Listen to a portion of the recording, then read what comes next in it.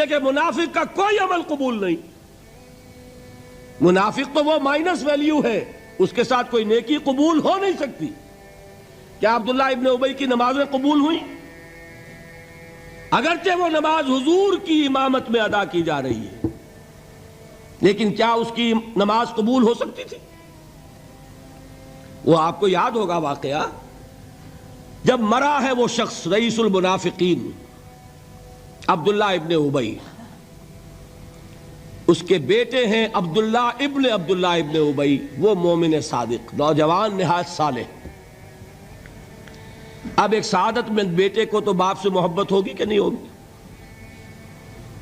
وہ بیٹا حاضر ہوتا ہے حضور کی خدمت میں، حضور میرے والد کا انتقال ہو گیا، آپ اپنا کرتا عنایت فرما دیجئے تاکہ میں اس کو کفن دوں.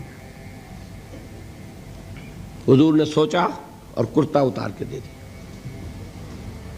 حضرت عمر کھڑے ہو گئے، وہ تو تھے نا، ان کا جلال اور ضبط نہیں کر سکتے تھے، ان کا وہ انداز تھا جو حضرت موسیٰ کا تھا. تو حضرت موسیٰ علیہ السلام خاموش نہیں رہ سکتے تھے. انک لن تستطیع معی صبرا، یہی معاملہ حضرت عمر فاروق کا تھا. کھڑے ہو گئے، حضور کیا کر رہے ہیں؟ اس دشمن خدا کو آپ اپنا کرتا دے رہے ہیں؟ اس نے یہ کیا، اس نے یہ کیا، اس نے یہ کیا. حضور مسکرا کر فرماتے ہیں، عمر میرا کرتا اسے اللہ کے عذاب سے نہیں بچا سکے گا. اس نیک اور صالح نوجوان نے آ کر مجھ سے ایک بات کہی، مجھ سے سوال کیا نا، کیا میری شرافت اور مروت اسے گوارا کر سکتی ہے کہ اس کا ہاتھ میں خالی لوٹا دوں؟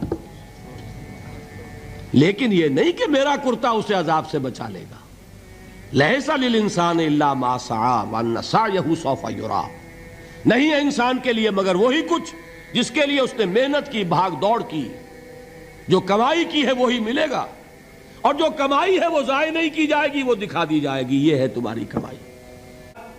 بات جو ہو رہی تھی اس کو سمجھیے. منافق اندر جو کچھ ہے وہ ہے اور اللہ جانتا ہے. اللہ کا رسول جانتا تھا لیکن اس نے اس کو چھپایا اور تاکید کر دی، جس کو بتایا بھی ایک صاحب ہے حضرت حذیفہ ابن یمان. کچھ منافقوں کے نام بتا دیے تھے آپ نے، یہ میں واقعہ آپ کو پورا سناؤں گا جبکہ نفاق پر گفتگو ہوگی، لیکن ساتھ ہی کہہ دیا تھا دیکھنا کسی کو بتانا نہیں، یہ میرا راز ہے تمہارے پاس. اب لوگ ان سے پوچھتے بھی تھے، وہ بتاتے نہیں تھے. ان کا نام پڑ گیا صاحب سر النبی، یہ نبی کے رازدان ہیں، ان کے پاس نبی کا ایک راز ہے، وہ راز ہی رہا. میں بتاؤں گا کہ کس نے پوچھا تھا، وہ تب نفاق کی حقیقت سمجھ میں آئے گی. بہرحال یہ بات سمجھ لیں، قانوناً ایک شخص مسلمان ہے، حقیقت کے اعتبار سے اس کی تین شکلیں ہو سکتی ہیں. یا مثبت طور پر مومن اور ایمان کے درجات بے شمار ہوں گے، +1 سے لے کر +انفینٹی تک، یا منفی طور پر منافق، -1 سے لے کر اور -انفینٹی تک، اور درمیان میں ایک زیرو کا مقام بھی ہے، نہ منافق نہ مومن، بس وہ مسلمان ہے. وہ ہے جس کو فرمایا گیا ان تطیعوا اللہ ورسولہ. دیکھو ایمان تو تمہارے دلوں میں نہیں ہے، لیکن اگر تم اطاعت کرتے رہو گے اللہ کی اور اس کے رسول کی، اس حالت میں لا یلدکم من اعمالکم شیئا، اللہ تمہارے اعمال میں کوئی کمی نہیں کرے گا، اس کے اجر و ثواب سے تمہیں محروم نہیں رکھے.